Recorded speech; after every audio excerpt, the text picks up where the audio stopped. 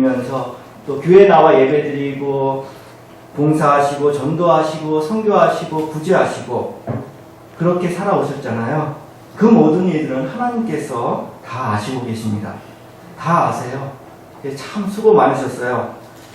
그런데 우리가 이렇게 쌓아온 보물이 어떤 경우에는 땅에다가 쌓은 결과가 되고 또 어떤 경우에는 하늘에다 쌓은 결과가 또 나타난다고 하시니까 이 부분에 대해서는 우리가 반드시 살피고 점검하면서 가야 되지 않겠습니까? 먼저 보물을 땅에다 쌓는다는 의미는 무엇일까요? 보물은 마음이라고 했죠. 그러면 마음을 땅에다 쌓는다는 말이 되고 또 땅은 하늘과 대비되는 단어로서 이 현실, 이 세상 사람들을 상징해주고 있습니다. 그러니까 마음을 세상 현실 그리고 세상 사람들에게 쌓는다는 말이 되니까 결론적으로 이 말씀의 뜻은 마음이라는 보물을 세상 현실과 사람들의 기준에 맞추기만 하고 겉으로 드러나고 보이는 것에만 온통 관심을 기울인 채 진실한 마음을 감추고 형식적으로, 의무적으로, 가식적으로 그렇게 살아가는 전반적인 경향과 행위를 말하고 있습니다. 한마디로 예수님 당시 서기관과 바리새인 등 외식하는 종교 지도자들의 모습을 떠올리면 돼요. 그들의 특징은 마음속 깊이 우러나오는 기쁨과 감사함은 없고 사람에게 보이려고 하니까 어쩔 수 없는 의무감으로 종교적인 틀에 꽉 매여서 자신도 그렇게 기쁘고 즐겁지 않으면서 사람들에게는 강요와 강압을 하며 억지 경건의 모습을 자아내고 있는 모습과 그런 태도와 삶이 바로 보물을 땅에다가 쌓고 있는 사람들의 실상이었습니다. 그런데 이렇게 하면 예수께서 뭐라고 말씀해 주고 있습니까? 거기에는 종과 동록이 해하고 도둑이 구멍을 뚫고 도둑질한다고 말씀합니다. 그럴 수밖에 없는 이유가요. 하나님께로부터 오는 기쁨과 즐거움과 재미는 없이 그저 빈 껍데기 같은 마음으로 사람에게 보이려고만 억지로 의무적으로 하게 되면 그런 마음에는 반드시 고통이 따라오거든요. 그렇게 고통스럽게 하면 자신도 모르게 자신의 마음을 갉아먹을 뿐만 아니라 채워지지 않는 마음이기 때문에 다른 사람에게도 그 마음을 갉아먹을 수 있게 된다는 거예요. 그러니 결국 자신도 고통당하면서 상대방에게도 고통을 끼치게 됩니다. 고통은 하나님의 성품과는 전혀 맞지 않습니다. 왜냐하면 하나님께서는요 가지신 것이 기쁨과 즐거움과 재미고요 하나님께서 주시는 것은요 온통 기쁨과 즐거움과 재미뿐이기 때문입니다. 그러면 여기서 이 세상에서도 얼마든지 기쁘고 즐겁고 재미난 일이 많은데 그건 뭡니까? 라고 질문이 있을 수 있죠. 그래서 구별하셔야 돼요. 세상에 주는 잠시 잠깐의 기쁨과 하나님께로부터 오는 영원한 기쁨의 차이를 말입니다. 얼마든지 세상에 주는 순간의 즐거움을 맛볼 수 있습니다. 그러나 그것들은 말 그대로 잠시 잠깐이에요. 세상에 주는 마음은 한순간에 다 날아갈 수 있고 결국 죽으면 그 좋다고 여겼던 것이 다 사라집니다. 왜 그렇습니까? 그것은 하나님의 것이 아닌 종과 동록이 드는 세상 것이기 때문입니다. 이 세상 재미, 이 세상 즐거움에는요 반드시 종과 동록이 펴요.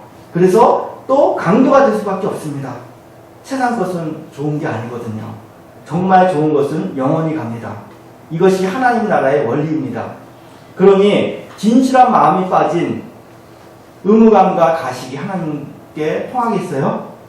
금방 사라지는 세상 즐거움이 하나님과 통하겠습니까?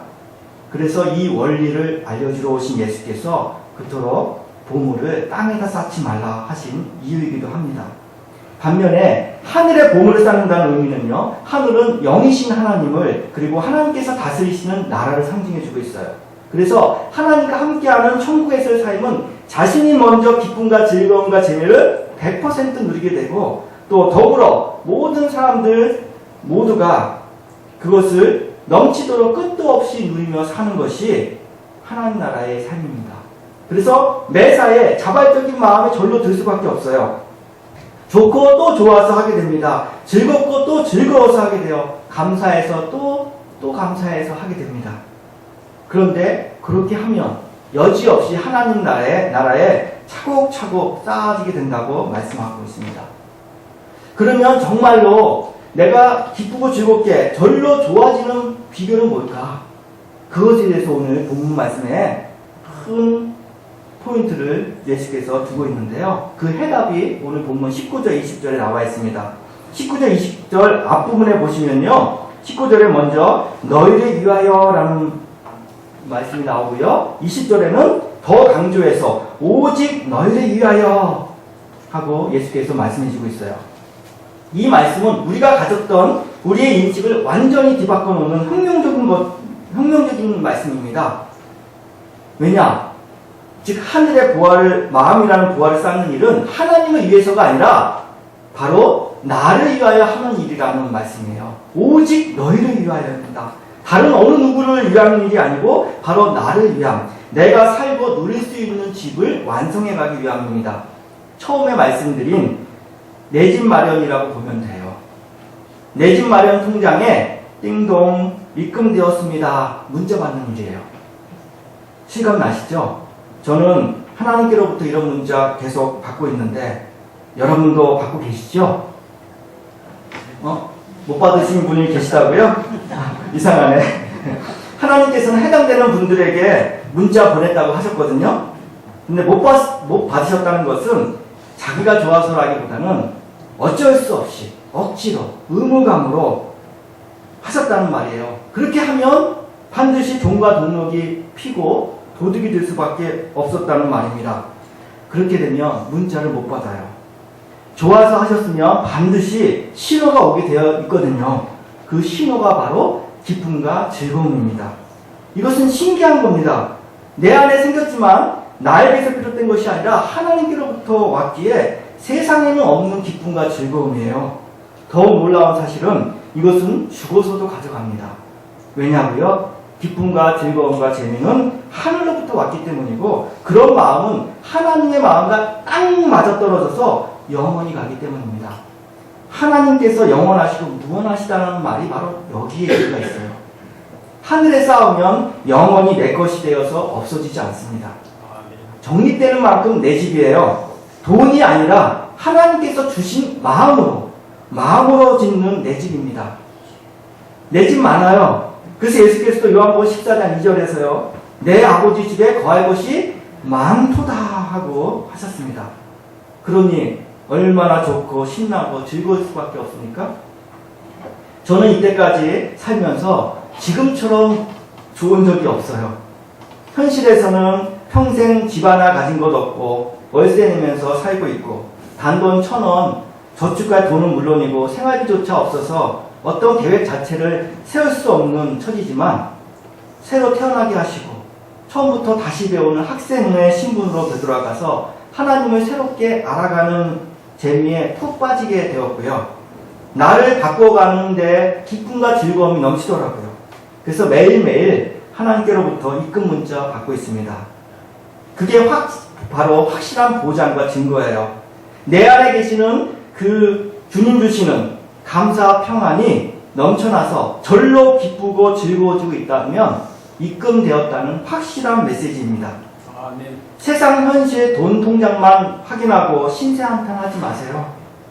현실적인 돈 통장은 비어도 하늘나라 마음의 통장은 확실하게 정립되고 있습니다.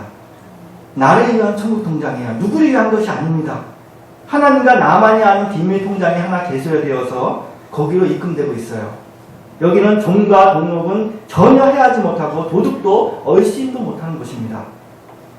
그런데 돌아보면 예전 제가 전도사 목사 시절에 기뻐서 한 적도 있었지만 어쩔 수 없이 의무감으로 한 적이 더 많았던 것 같거든요.